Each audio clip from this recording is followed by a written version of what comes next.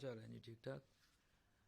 آج ہم آپ سے خبر شیئر کرنے جا رہے ہیں کہ کالعدم ٹی ایل پی کا جو مارچ جاری ہے اس نے گوجرانوالہ سے روانگی کر لی ہے یہ اسلام آباد کی طرف، اور جیسا کہ ایک دن پہلے شیخ رشید صاحب نے یہ اعلان کیا تھا کہ ہم ڈپلائی کر رہے ہیں رینجر کو ان جو احتجاج کرنے والے ہیں لوگ ان کو روکنے کے لیے، تو اس سلسلے میں کچھ پوسٹر بھی لگا دیے گئے ہیں جو وزیر آباد کے علاقے میں لگائے گئے ہیں کہ رینجر کے پاس اسپیشل اختیار ہے، وہ کسی بھی شخص کو گولی مار سکتی ہے، اس لیے سب لوگ اپنے گھروں کو واپس چلے جائیں۔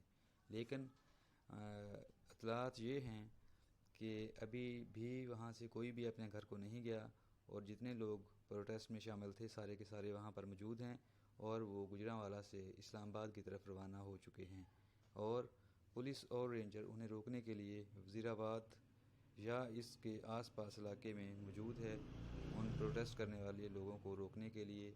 ابھی دیکھیں کیا ہوتا ہے۔